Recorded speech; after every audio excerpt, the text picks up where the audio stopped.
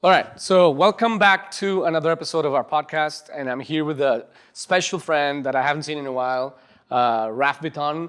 I met Raf in an interesting way because when I was designing the Master's in Business Innovation for Sedim, when I realized that I didn't have any faculty to teach in Mexico, I reached out to people across mostly the United States, but everywhere, and Raf was one of those guys who was immediately and he decided to take the adventure to come to Mexico and teach. And we've been friends ever since, and I'm so happy that you're here, Raf. I will let you present yourself and your experience only because I don't want to, leave things out. Well, you mean like about me? Yeah, about you, your experience, and what do you do in the realm of innovation? Cool. Yeah, sure. The long story short is for many years I've worked on I've always worked in transformation, whether it's business process reengineering, corporate strategy, brand building, brand transformation, brand repositioning. And for the last 20 years or so, 2 creative strategy firms which focused on the innovation strategy and execution work. Yeah. And that's how we met, right? As practitioners in innovation. And so for many years, building and trying to master output from innovation tools. The last, I would say, since 2014, after moving on from those consulting firms working with the innovation tools, I've only focused on the tool user. Awesome. I think that's going to be the theme the topic that we're going to talk about on this conversation. Because I think that there is a separation probably at least cognitively of innovation as a process, as tools, and the people who actually should be using those tools and what it means for them to adopt those and connect them to their everyday work. I think that's one of the challenges that we've been seeing with our clients and with companies, mostly in Latin America, but I assume that in North America you guys have similar challenges. So I'd love to talk about that, that connection, because I think that there's no innovation without the culture changing and having the right tools, right? So how would you? What are the things that you are noticing? What are the things that you guys are facing when trying to connect these two? Well, the big difference today, almost 2020 versus early 2000s, right? Today, all the innovation processes, design thinking process, the competency parts of it, the technical competencies innovation, it's available online. Everybody knows about the processes, and you can work the process, right?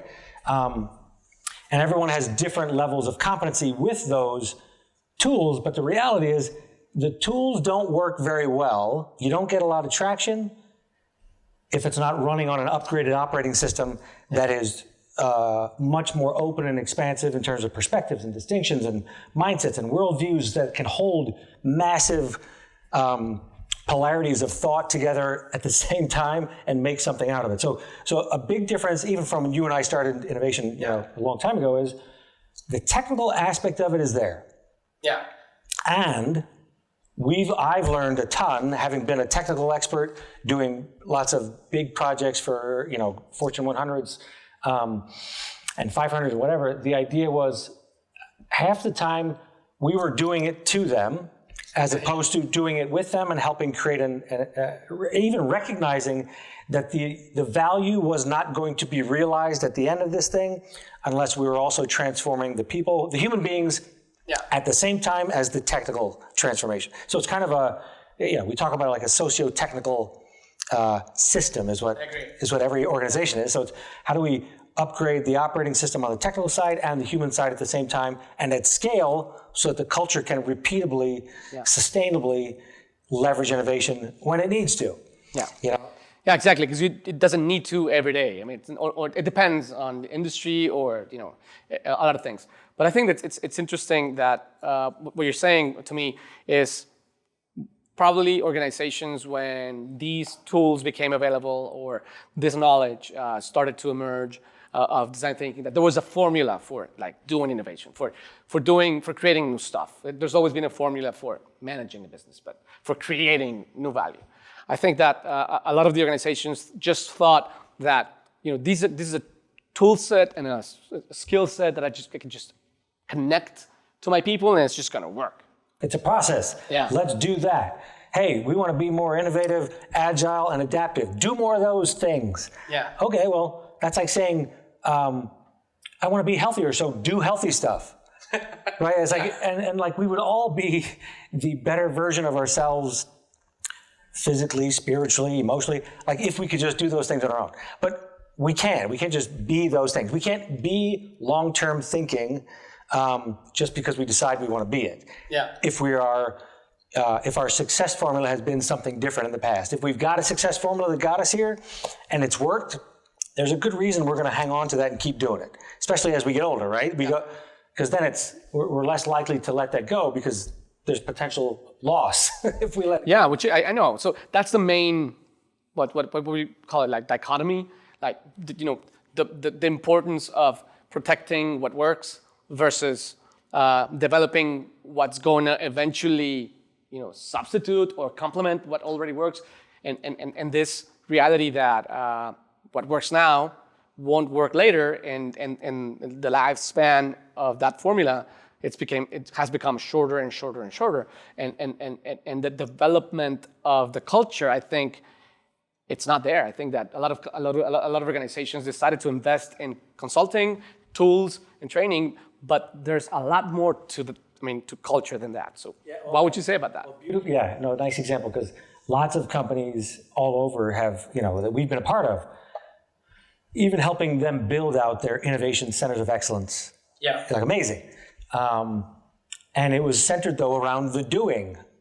Mostly, yeah. And it looked like it was more than that because it was a space and it felt like we would all be innovative if we could walk through that physical space.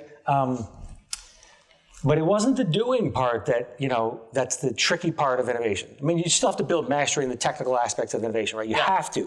Innovation management, structure, governance, and the technical, you have to know which tools to use when, for which time horizon, which risk tolerance, all that kind of stuff. Like super critical stuff you have to learn at that level of technical expertise. But it's still at that mindset operating level that is what determines whether the processes, the procedures, the doing actually sticks or not. So it's the man, how do we learn to build those mindset muscles, and that we call it vertical learning and vertical development is how do we upgrade the operating system so all the tools we've invested in now operate on an even faster, more integrated, more effective level, right? That's the magic of I think what we're trying to get to, what we're all trying to get to, and we all have different, I'd say, blind spots and biases that keep us trapped, and our minds are we have very unsober minds, when it comes to focusing on the things we care about most and the priorities and all that kind of stuff. So it really, I think today winds up becoming how do we help each other? And I'm still very much the language you and I would always use is I'm a Jedi in training, man. I'm not the Jedi. I'm learning how to stay focused, stay in the tension that you described, which is the now and next, short term and long term, what we know works and the uncertainty and ambiguity of the future, all that stuff. How do we stay in the middle of that, be true to who I want to be as a human being, right? My core values, and swim in there long enough to build, to focus on building the muscles that I need and the mindsets that I need to really be open to find the levers and not be blinded by the unsober mind, right? The unsober mind is one where I always say it's more treacherous and toxic than when we're on hallucinogens, alcohol, because when we're on those, we know we're on those. Yeah. Right? We took them. So to some degree, we're aware that we're not aware how unsober we are now. Yeah. Yeah. So those biases are unconscious, typically, of course. Super. And what we have to get better at, just for the sake of 30 years from now, let's say 2050, right?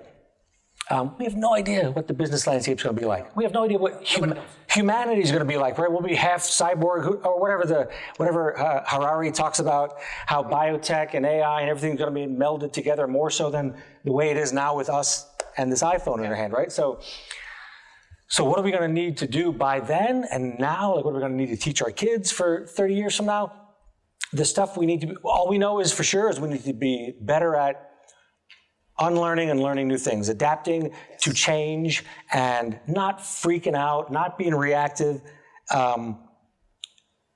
not being like so unconscious that we're zombie-like with the doing, that the real leverage is going to come from those mindsets of being much more of a learner than a knower, much more of a player or a creator than a victim, right? Much more focused on things that are within our control than the things that are out of our control, just so we can be more effective.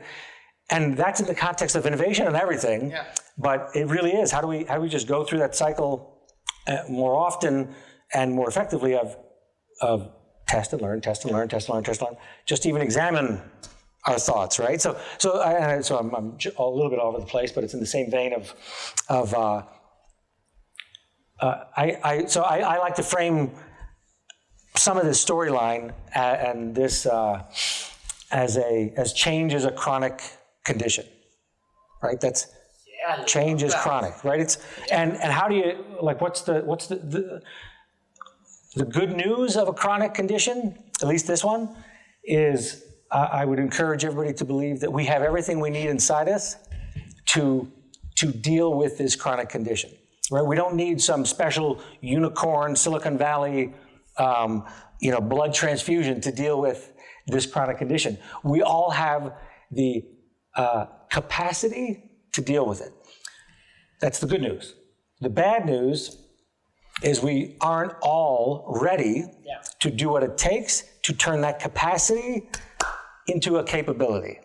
Yeah, exactly. Right? That's the bad news. Yeah. So there's a ton of things that you mentioned that I want to dive into several of them. And definitely capacity versus capability is we have whatever we need in order to adapt to change. It's just that we don't use it, and since we don't use it, those synapses haven't been connecting as much, so we don't feel like we're ready.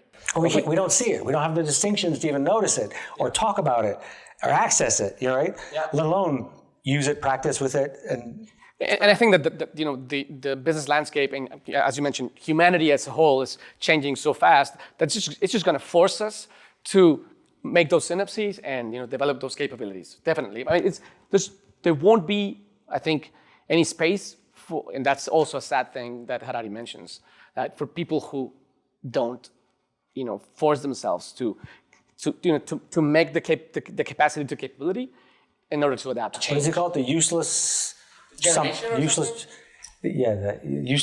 or other. Yeah, that we could all find ourselves there if we haven't readied ourselves for the future. Yeah. And some of us, I think that by nature and nurture, we grew up in environments that for some reason forced us or helped us, make those connections from early, in our lives.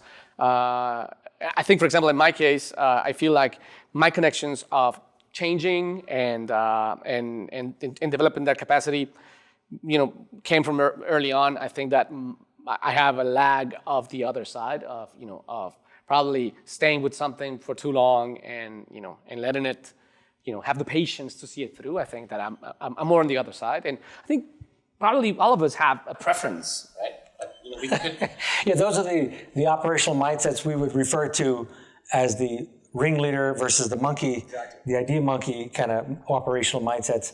That are it's just a metaphor for the tension that we talk about, right? That we all have this spectrum of long-term, short-term, spectrum of being very open to ideas and being, instead being really enamored with the structure and the reliability of known things as opposed to the experimental and adventurous new things. And those, often when we talk about innovation competencies inside of an organization, it's recognizing that we have those two giant muscles and that we need them both operating together in a tremendous love affair of not just tolerance, but a love affair of how we work together so we do it more effectively. And that's something that I wanted to get to. And I love that analogy from the book. And definitely, I think I'm more of a idea monkey. I'm not sure what you consider yourself. I think it depends on the context, right? I totally agree, yes. So and I was just thinking about this when I was working out on your balcony. Like out there on the balcony by myself, I am a spiraling idea monkey who cannot stop reinventing what I'm doing. Like I'm just out of control. When I'm around guys like you, like Mike Maddock, like other innovation and Doug Stone innovation gurus whose brains just go pow. I look like a ringleader. Yeah, but you don't necessarily, think of yourself as one compared to most people probably. Right. When I'm around the rest of my family who are all in banking, accounting, and finance, and that kind of, when I'm around them, I feel like the idea monkey. Yeah, because also it's not only depending on the context; it's relative, right? So, but I wanted to get into something that I love that you mentioned. So this idea of the software versus the app. So the software, the operating system, which is the culture, versus the application, which is the tools. I think that organizations, we made the mistake of thinking that we can buy the app. Let's say we can buy whatever software application that we can get to, but if we don't have the operating system, we can't play the app, right? So we started backwards, I think. It depends, right? You keep using the metaphor of vertical learning, vertical development versus horizontal development. The idea of adding more apps to the current operating system, the current level, it's great. Like many of those will tremendously enhance the productivity and the effectiveness of that current level. Yeah. But at some point, and then the current level is fine. Like you don't need to reinvent, just keep doing horizontal additions and technical stuff that makes you generate amazing amounts of value, right? I mean, amazing.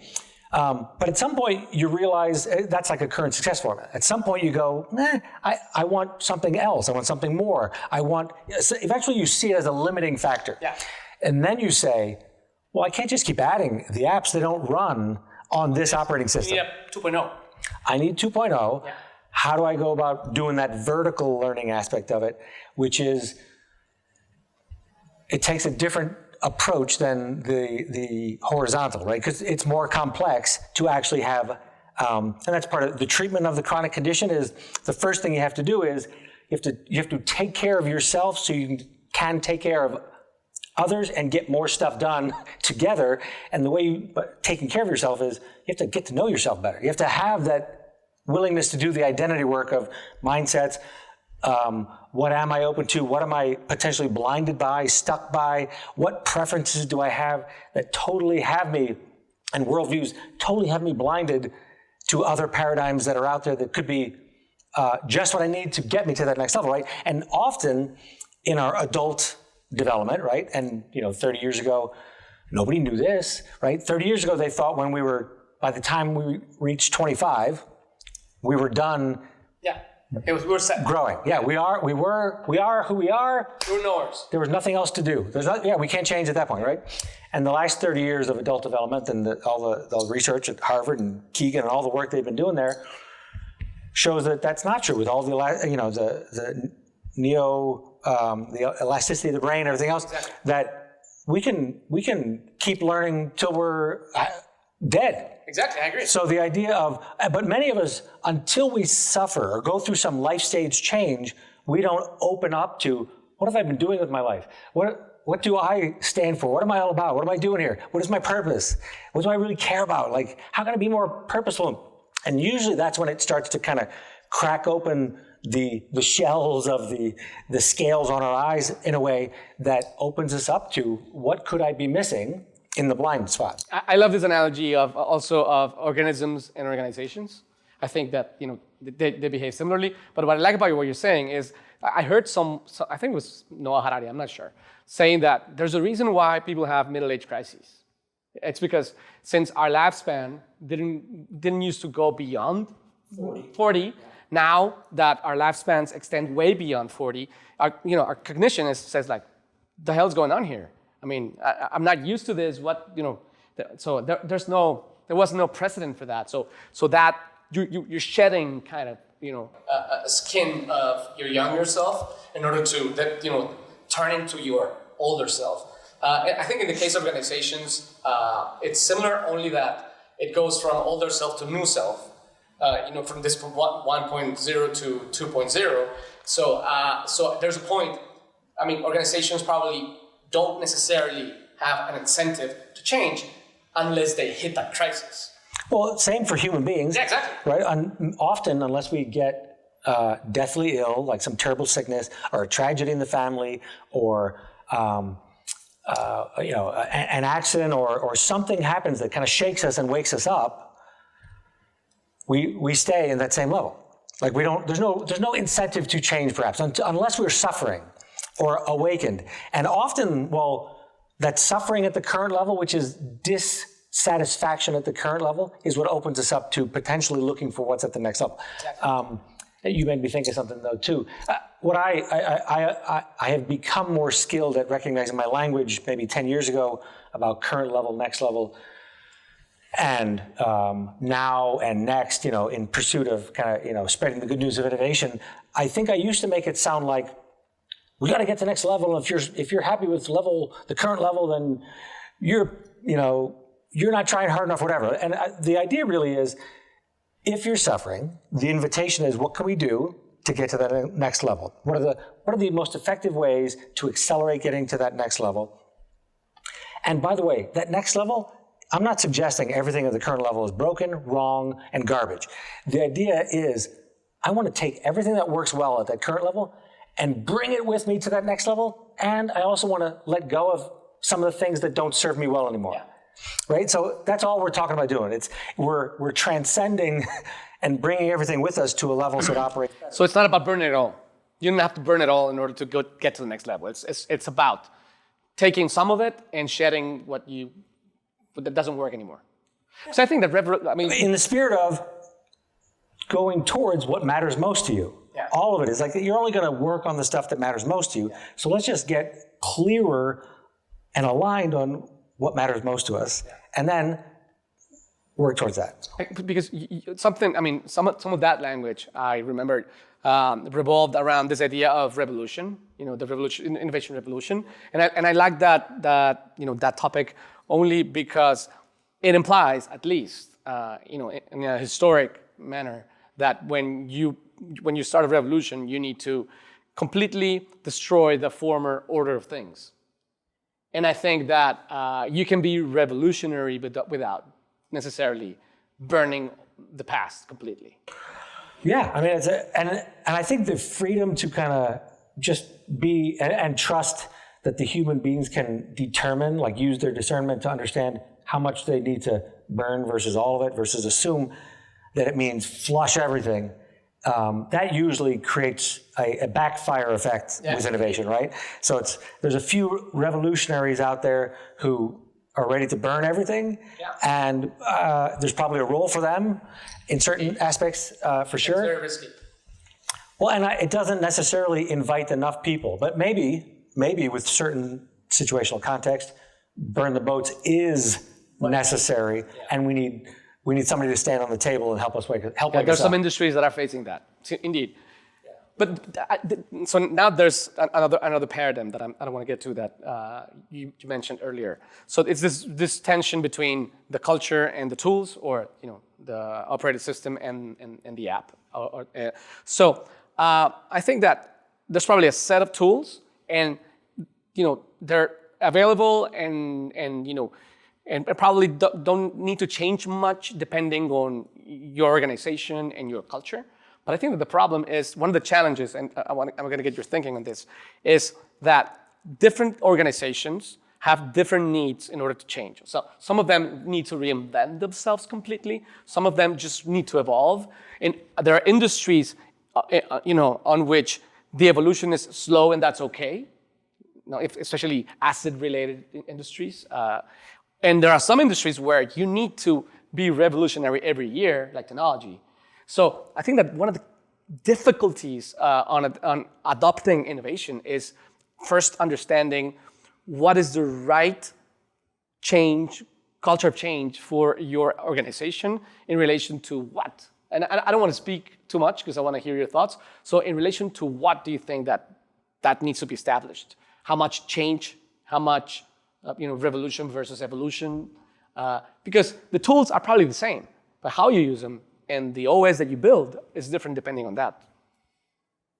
Yeah, I mean, I'll use an analogy and a metaphor, and then I'll talk from the technical sense that we typically talk about. What do we want to build the culture? Here's a better way. I typically don't talk about culture without first understanding what's the business reason to talk about culture. Yeah, of course. Right? So the idea of, and you were doing it there too, it's like, well, what's the business reason for us to focus on investing in awareness, preparation, readiness, shift, whatever, with our culture? Because we are the culture, it's always happening. We're always working on culture anyway. What is the reason to be very deliberate about focusing on culture? And the only reason that matters in a business is what's the business reason to focus on culture? Is it because we have a high attrition problem right now? Right? Is it because we have the war for talent, we can't get the best young people who can do to fill the open spots that we have, right? They're going somewhere else. Is it we need the digital transformation of our business to catch up to the category, to stay ahead of the category? What's the competitive landscape with us right now driving what we need more of? And usually we don't focus on culture until we've tried those things and the culture said, it's not working. There's no fit. That's not a fit for us. We don't do that. We don't do that. We don't value that. We value something else. And what the culture is telling you is we value what's worked in the past, because that's what cultural norms are. Yeah. Yeah. And unless you have visibility into, and really an understanding what culture really is, most leaders don't really have the distinctions about culture. They talk about engagement surveys as a proxy for culture. They don't understand the difference between climate and culture. So there's a lot to be done to support leaders, just even in the talking about it. But back to your question. You want the culture to support what we call a portfolio approach to innovation, right? Yeah. Meaning we have to be very strategic about how much do we invest in the revolutionary, catching trends, positioning, using our superpower to be at the right place to catch the right wave of trend at the right time. How much do we bet on that? How much do we bet on the evolutionary, which is we're making money off of right now and we know how to do it, right? And we know the customers want it. How do we spend time and investment there versus the revolutionary, the stuff that's differentiating versus the fast fail? Like we talk about a portfolio approach, and it's just a nice way to talk about where are we placing our bets, where are we investing our resources towards what we determined is necessary for our company to be successful. And it depends. If your brand is, centers around Elon Musk and Apple or whatever you want to call it, you're probably Google. You're invested mostly in the future. Trends. Yeah. You know how to play that game better. If you're in an industry that or your brand is one such that this is what we do, and we're going to milk everything we can out of it for now, and our longevity, consistency is the name of the game, then sometimes your brand values and your purpose dictate don't change anything. Just be a stable rock for the future. Yeah. And I think there's also a tension in leaders' brains or minds regarding the discourse versus reality in terms of culture and innovation and all that. I think that this portfolio piece, it's one of my favorite topics. I love it, but I've really met very little leaders that actually think in those terms.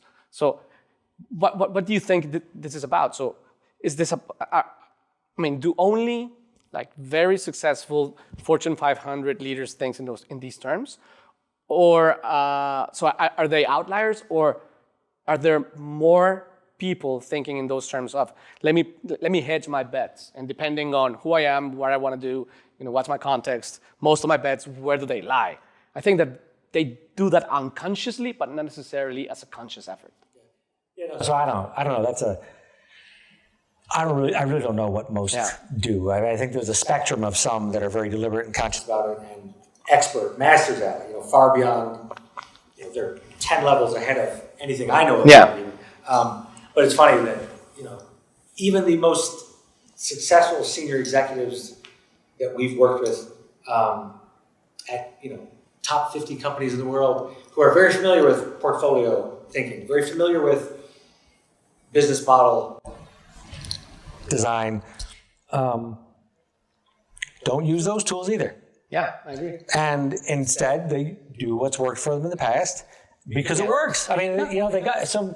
So it works to a degree, and it works for them in the culture that wants them to produce short-term results. Exactly. I think that the incentives also for them, there are conflicting incentives.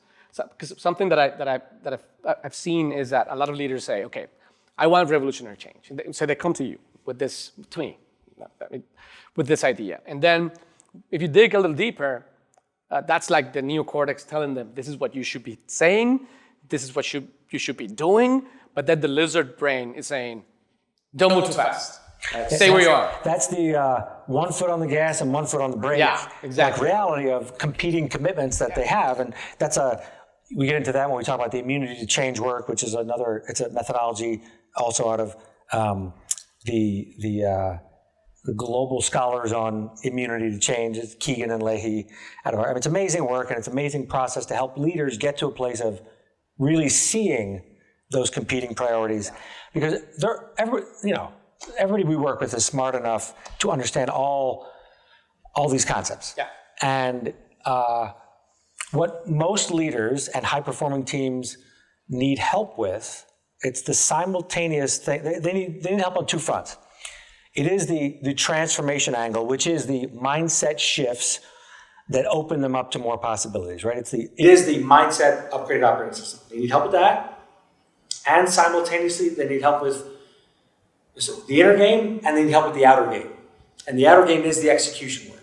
It is the real firsthand experience and practice, leveraging the transformed mindsets to practice new habits and new ways of thinking, behaving, and acting in the context of business. So, that's what why the School of Change is another beautiful vision of yours, just like the MBI program and everything else. It's taking both the inner game and the outer game together, which is what leaders need help with, and simultaneously helping them prototype both. Yeah. So I always draw this helix, this like double helix of, okay, well, how do we take inner game and outer game at the same time and wrap it together so that we can practice and build the muscles faster, more deeply, more effectively? And you do it in the context of business. Even the idea of changing culture, which is like, it's a system level view and understanding of how you approach it, understand it, and let alone change it, right? The first thing is just understand it. Like everybody, slow down you're not gonna fix it. That's not how culture works. You need to understand it so you can better, you can live in it and adopt, learn what works to shift it from a lifestyle of norms that work for you today to a lifestyle of norms that will be more effective in the future. Yeah, and I think that's also a challenge that I wanted to address, which is that when, as leaders, we realize that the culture needs to change because things are moving faster and everything. But I think that I don't know how to say this, and I'm going to try, which is that we think that culture is something that we can design from culture. And I think that we can we can incentivize culture if we design a system. So for example, I see the difficulty of saying, okay, if I want people to do innovation, but you don't want to give them more time to do innovation, you don't want to change their metrics and rewards so they can focus on innovation. So basically, you're giving them all the incentives that they need to perpetuate the status quo, and you're expecting them to change it. Yeah, that is a do this, but don't change who you're being. Yeah, it's just impossible. Right. Well, it certainly doesn't last very long, right? Yeah. You might be a star with the doing, but the rest of the system will squash it, and it won't live very long, whatnot. And that's that is a doing being challenge. That is you said that the designing it. which is why I think what you can design though is a prototype, a business prototype of the ideal culture that you think you want. Okay, I love that. So the idea of How would you do that? because it is because the thing is, do more innovative stuff versus be more innovative. Do innovation versus be kind of person, the kind of company, the kind of culture that can be more innovative, that can more often, right? Different context, different objective. And just the language we just used right there is a way that gets people out of what could be years of investing in doing innovation and thinking they're doing it right without, if they don't have the language to just say, oh no, this isn't, we want my team to be more innovative. Oh, okay. So I have to focus on some different things to be that. And again, now we're talking about the identity part again, right? So how do we design Innovative culture. Yeah, so and I just call it as a culture, I call it a business prototype, so people they can orient to it differently than culture, which can sound so mysterious and ethereal that it's almost academic, right? So the idea of it's a business prototype. What do I mean by that? Okay, so I would say to a leader of a big company or a business unit, I'd say, what's the business reason for changing the culture? And he or she would say, well, we need to be more of a pioneer in our industry. We need to, increase our success with innovation across the company, whatever we are, right? I'd say, cool. Okay, we have that business reason for talking about culture. And then I'd want to understand, I would want you to be very clear on where you are today in the culture versus where you want to go. And I want, just so you can, and this is the beginning of the design kind of thinking, right? The design part is, the shift is from here to here with a lot of clarity and understanding and curiosity about what the from is and the to and what the levers are. Because there's causal factors for those current culture norms. And you have to understand how the norms actually play out in human. Now, to design, how do I work on that from to shift? I'd say, okay, great. That to part, the desired thing that has all these cultural attributes that you want. And different words, but they're pretty much usually the same. More collaborative, more agile, more adaptive, more encouraging, more empowering, those kind of things, right? Yes? Great. Let's take a business priority that matters to your company. And you might say, well, we have 3 big ones going on right now. And I said, great. What are the 3 biggest ones where there's a team already identified and responsible for these deliverables under these deadlines? And let's see if we supported that team, like infused that team with a microculture of all those attributes that we just talked about. If we infused it into that microculture, let's see what happens over a 90-day sprint. Let's see what happens, how it helps them produce better results. Because that's the hypothesis, right? If the leader said, I want a culture that's more adaptive, creative, blah, blah, okay, well, let's see if we give it to them, they can produce better results. And here's why. It has to be in the context of that business initiative that's already underway, right? Oh, so you don't have to start something entirely new. Well, I mean, you could, but the likelihood is you already have a business initiative in place that people care about. But it's easier if you have something going. Well, and it's easier to test. Like all we're trying to do with this prototype is test and learn. I want to learn what works. I want to learn if your hypothesis is true that these attributes actually help the team deliver better results. And at the end of the 90-day sprint, or at the end of, if it's 6 months or 9 months to deliver their high priority business goal, at the end of that, we're gonna find out from the people, the human beings that had to deliver those goals, the results. We're gonna say, did those attributes help you deliver those results? And they're gonna say stuff like, well, yeah, there's no way we would have made the decisions we made as fast as we did if we weren't more open and more skilled with how we negotiated on which idea and how we took care of each other while we were, deprioritizing some ideas and highlighting others. We would have never seen this mistake we were going to carry forward. We would have never seen it. So it delivered better results. Yes. Hey, how did the team do? Like, how did it feel working together that way versus the old way?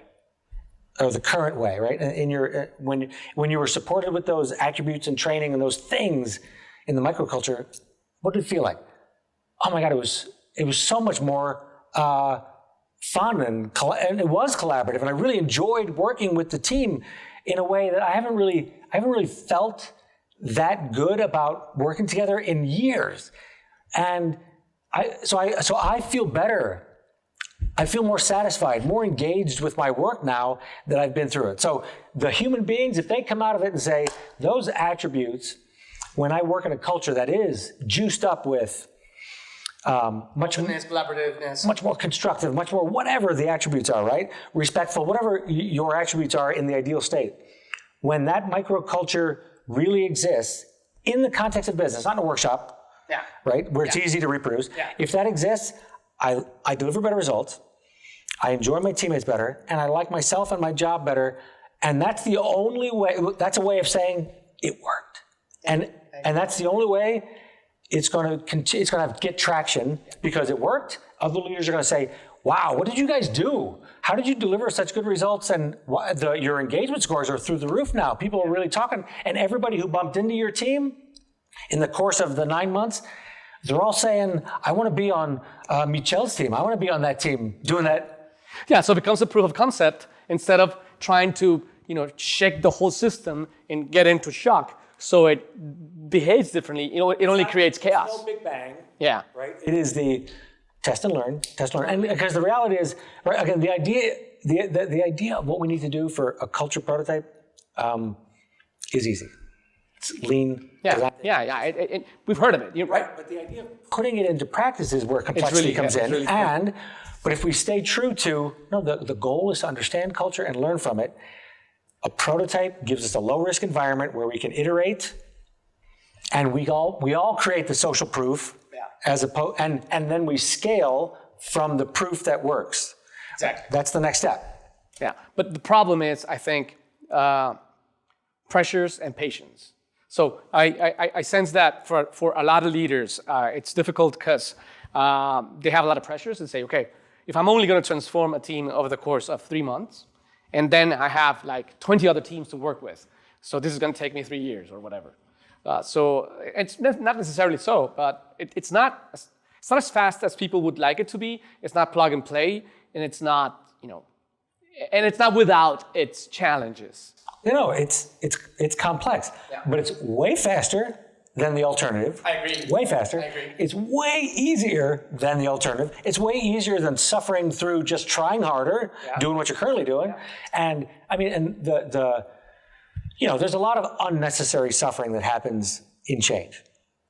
Some level of suffering is going to happen, right? Yeah. But there's unnecessary suffering that we leaders create because we're blind to choosing the prototype as the test and learn, most effective, efficient way of making progress. We forget that it's about the learning, and we think that it's about the output.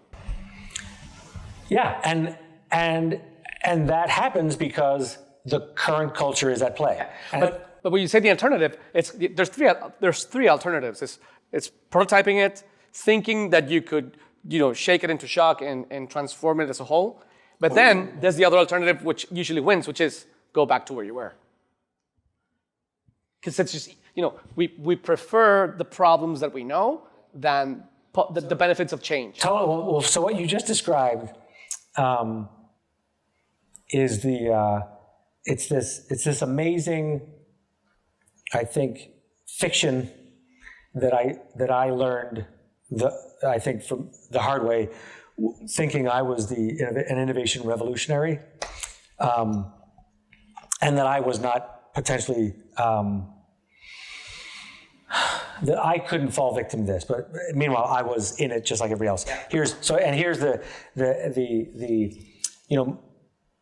most organizations will, and especially the leadership team, if we interview them and talk to them as you do, most of them aren't resisting. They're not openly resisting the idea of preparing for the future. Yeah, I totally agree with that. Wanting better culture and everything else.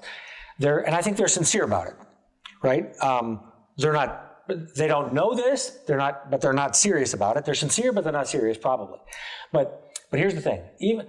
the majority of us, especially the folks with power in the organization, are saying change, collaboration, adaptive, yada, yada. Agile, we're saying that. And it looks like we're leading the revolution, right? We're over here, all for the future, and we're focused on beating the evil resistors to change. Yeah. And we're going to find those employees and counterparts, and who are those people that are against change, right? Who are the resistors? So we're the revolutionaries. We think we're here revolutionaries, and we're fighting against the resistors. The resistance, yeah. Yeah. And what I learned about myself over time, even as a guy who owned and worked as an innovation firm, right? Thinking I'm at the emerging best practices of all of this, very unaware that, like everyone else, if it really was just us revolutionaries against the few resistors, well, why can't we win? Yeah. We would win all the time, right? But what we learned is, and this is like some of the work from Gene Sharp and out of the Einstein Institute, which is the study of revolution throughout history. It's the study of the patterns of revolution throughout history. What they learned is, and we see it all the time in business repeating, is we think we're here, revolutionaries, fighting against the resistors, when in reality, actually don't have us in the camp of revolutionaries. Yeah. But the question is, so what gives these resistors so much power against the revolutionaries? What gives them so much power is the non-resistors. The biggest group of the organization are the non-resistors, the folks that are complicit, obedient to the current norms of the system. And that's a good thing, right? To be obedient to the current norms. That's how we fit in. That's how we succeed, because the norms work. So the idea is, but we're unaware that our obedience to the current norms we're not really the revolutionaries. We're in the non-resistor group. We just don't notice that we're in the non-resistor group. When you do the immunity to change work, when we do this deeper work at an individual, team, and a organization level, you start to see, oh my gosh, my mindset, my preferences, my traditions, and if I study my walk and talk, holy cow, my talk is revolutionary, but my walk is I'm protecting my status in the organization. Yes. Competitive. I'm going to make sure I look good, and if it's at somebody else's expense, so be it. I got to make sure I look good, right? I'm dominant in the system, and I got to follow the traditions that worked. Even while I'm sincere about wanting change, I'm still going to do the things that don't get me in trouble with the boss, that don't put me at risk, that don't put me at a greater current conscious level of loss. So it's this unconscious obedience to norms that give the resistors the power. And the big awakening is, oh my gosh, I'm a non-resistor. So unless, even as us innovation people, unless we are in deliberate practice all the time on our mindsets and behavior, the congruency of what, and focused on what matters most, and really, and this is where Harari, he says, you have to know yourself better than the algorithms and the bots do. And that's gotta be hard, yeah. they already do know us better. They're already much faster. So we have to go deeper, and we have to do it together. Like my identity work is bound up with your identity work, and in the communities that we play in, like we can't all make progress as quickly and as deeply as we need to unless we're in the training together. So it's super complex, and just even letting go of the I'm not as much of a revolutionary as a non-resistor. Oh, whoa! But it changes then what I focus on, and I go, oh, I got it. So I have to start with my culture, right? And so this takes me to something that I've been thinking about, and I like to hear your thoughts over, which is that I think that like right now organizations have one side of the brain, let's say. Let's use that analogy. And they're all about, let's say, the left side of the brain. It's strong. It's strong. So basically, the other part we haven't used. It's there. So the capability, no, the capacity is there, but the capability isn't. So they think that they could just buy the capability, right? Because developing it, we don't realize that it would take the same amount of years that it took for us to develop the other one, which is about 100, right? So we don't have that time. So that's why I think that there are so many innovation firms that are being acquired. Because a lot of organizations say, I don't have the time to develop that culture, expertise, operating system. I'm just gonna acquire it and connect it to my left side of the brain and hope that it works. Hope that the infusion rubs off. And then it doesn't, of course. But I think that it's a better alternative probably in some cases than not doing anything. Yeah, I mean, I don't know all the right circumstances where it has worked. I think there's anomalies probably where it has worked. There's probably more where it hasn't worked to create the halo effect and the big lift that they wanted. I think bringing in the competency, the technical competency of innovation is smart. It's better to have your hands on the technical competency so you can create some more effective business prototypes, I guess. Yeah. But to do it by itself and not understand the connection to culture is no different than when a big company merges or acquires another whole company and just goes, I hope it works well. And in many cases it doesn't. But this takes me to probably my last thought that I want to share with you, which is, and I'd like to hear your reactions, is I think this is a personal theory of mine, driven from intuition, that in the future it's going to be necessary that we don't expect that the operation of the business is responsible for the evolution of the business. So this separation of concerns so there's people who are more prone to comfortable in following the norms and being under the dogma of current things and how they are, and I need to let them because they will make my business more productive, more efficient, more profitable. And there are people who are more comfortable in the context of questioning the status quo and developing new ways of doing things. And so I should have both, let's say, both legs in an organization. And the size of one leg over the other depends on your industry and context and everything. But then this one is responsible for the evolution, and this one is responsible for the productivity. And I'm not sure how eventually they become the next thing, because you can't do it isolated, right? But I sense that there is an insight of how these two cultures work that there's not yet an answer to. That's my thought. Yeah, I'll go with there's not yet an answer to. I don't know the answer either. I mean, it's definitely so. Disruption and innovation is happening all over, all the time, and we have we are not good at judging how fast things will come. Yeah. And we have we're just rounding first base with how fast it's really going to be, right? Things will never be this slow again, right? They're slow now. They'll never be this slow again. And every organization's different in their life cycle, in their industry, and their desires. And so, yeah, I don't know how to design it in a binary way. Yeah. And I would say on the maybe it's a flip side, or maybe it's along with the idea that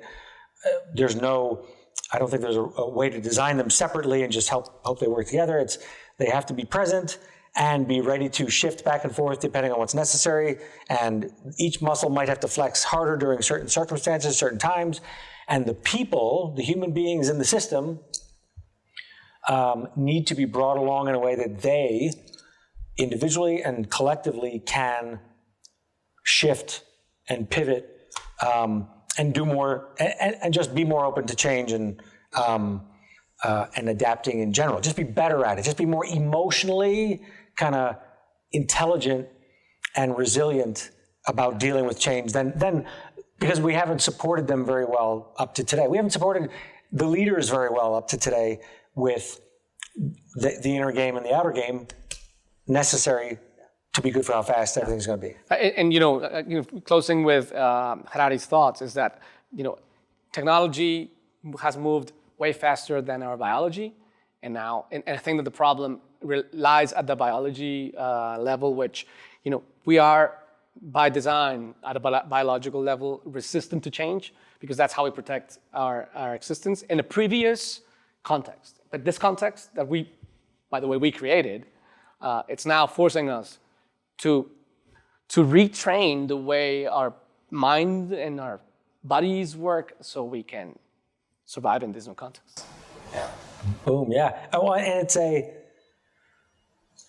the way Harari says, what you just said there about the fiction, though, the story of how we protect the past,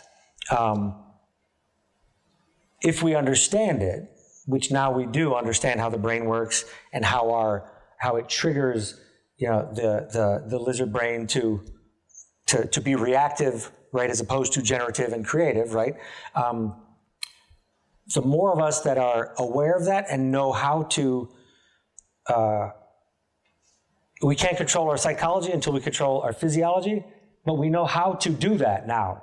Yeah. We have the techniques to control our physiology so that we can override the lizard brain and things going on, which change that, even that the fictional story of we resist change, human beings resist change to understand, human beings don't resist change. We're the best on the planet at change, best species, right?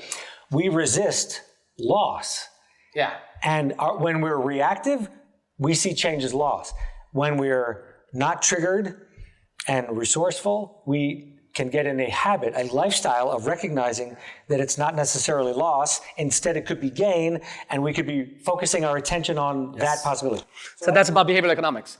So it's about how do we create short-term gains towards change, which typically don't come in the short term, or how do we design short-term gains that become incentives for change. So well, and the work we do at Excellent is we have to help leaders change their definition of success, not away from the KPIs, profit, revenue, not away from that, but the idea is there's three dimensions of success happening at all times. There's the there's the we, the relationship, the trust, the solidarity, how we treat each other while we're pursuing the right? Like relationships matter if we're going to survive and be innovative and collaborative, all that stuff, right? It matters in terms of what results we can produce. And we can't come together and be a good team unless the I dimension is really strong and self-aware and satisfied, fulfilled, engaged, empowered. And I need to have all three of those be part of my success formula, right? Not just reactive towards the and compromising the I. Exactly, and the we.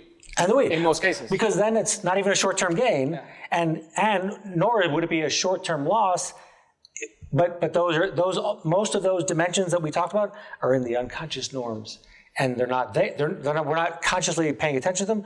The work we do with leaders to get better at innovation and get better at adaptability and change and collaboration, all that kind of stuff, pursuing next level stuff is helping them be more aware of pursuing the three dimensions. And we need to be leaders who help over-deliver on all three of those, not sacrifice one for the other. Over-deliver on all three. And so most leaders come to challenge with the wrong mindset and a very limited set of tools. You and I got a great innovation toolbox that most companies don't have access to, right? Great toolbox. Your school of change is about doing the inner game and the outer game at the same time. The Novak Innovation is bringing that to bear at the same time and helping all of us become the kind of people and teams and organizations who can, where people can bring 100% of their creativity, their energy, their courage, their generosity to bear on a situation, so that we can overachieve on all three dimensions. Like that's what we're all working on. Thank you, Raf. And that's a great thought to close the episode with. Thank you for, it was a great opportunity to see you again now that you were here in Monterey. And thank you for being a part of this conversation. And I really enjoyed it. And so it won't be the last for sure. Well, we do that. And I'm here because of you. Yeah, no, and I am very grateful that you are. So thank you, man. So we'll keep in touch. Right? Thanks. Thank you guys. Thank you everyone. And we'll have more people invited in our next episodes and more reflections. And so stay tuned. Thanks.